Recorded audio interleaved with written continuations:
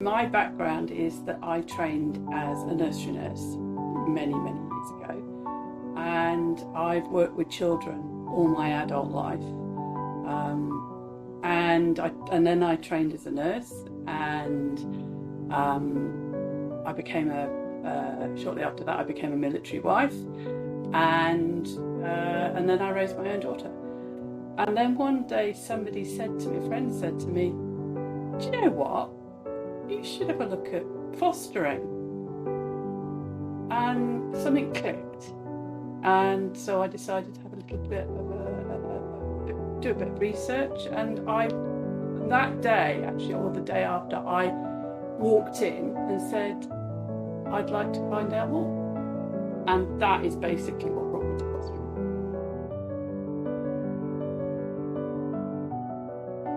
The support for TACT East Midlands, it's been spectacular. They've always been good. I felt they've always had my back, and they've always been there when I needed them, but also they're a nice group of people. You know, I've known them for a long time now. She and I used to read out loud Harry Potter together. That was our thing. And sometimes we'd include the rest of the family, and we'd have 2 copies of the same Harry Potter book. We were working our way through all of them, and you'd start reading, and whoever was reading, you'd start reading, and you could stop at any point, and the person who was there listening had to take over at exactly that point, so there was no stop. So it was a bit of a game. There was a lot of skills involved, but it was great fun. And the laughter that came out of that act, and it went on for a long time, for about 3 years. Every day we used to read. It started with just a chapter, and then we'd read for an hour. It's gone off a bit lately because, well, the last couple of years, because her reading skills are much better. She can read for herself now. But sometimes we still do go back to Harry Potter and we read a few chapters.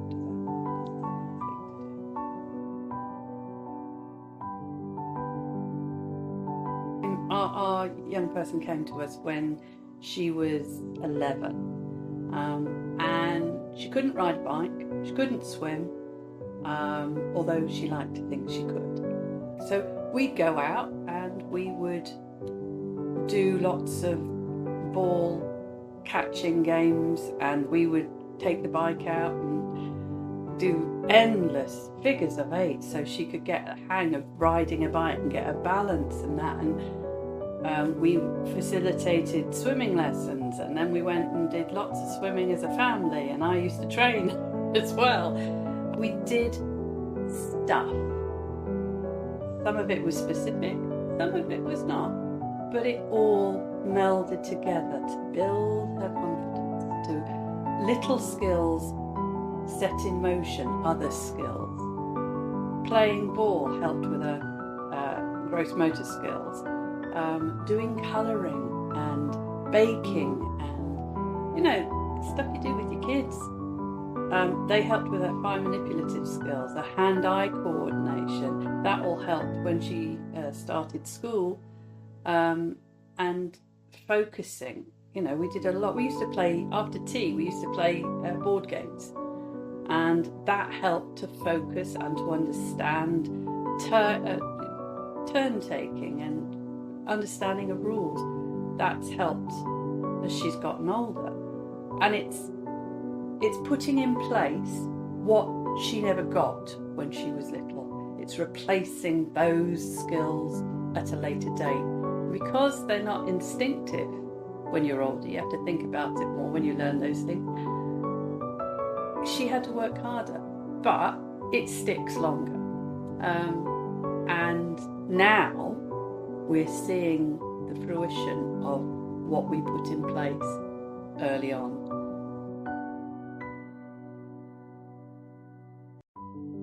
one of the things actually is that we always sit down to dinner, and not every meal, and as they've gotten older, not all the time, because people are all over the place, but at least several times a week we sit down to dinner, we talk about our day, we talk about what's important to us. Is there anything going on in our head that we might need to question or go through? But the act of sitting down to dinner, the act of laying the table and eating together and preparing food together, and then clearing away and taking turns and being in the same space at the same time, that act really, really changes things.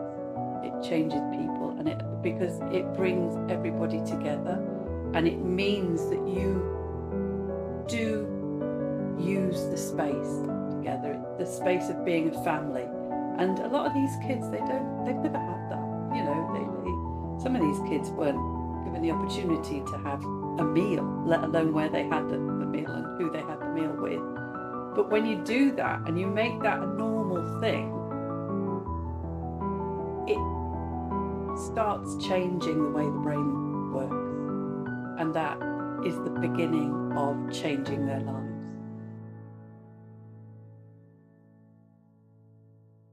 It's a hard job, it's a complicated job, it's a frustrating job. It's also one of the most rewarding jobs you will ever do. Do it to make a difference. If anybody ever gave you a leg up in life, this is your greatest opportunity to repay that good thing. And you can make such a big difference to somebody's life. So my best advice to you is pick up the phone or click on that button on the internet and find out. Go on the course. And if it's not meant for you at this time, it's not meant for you. But if you get through that and you think, yeah, I want to do it, then it will be the best thing you've ever done.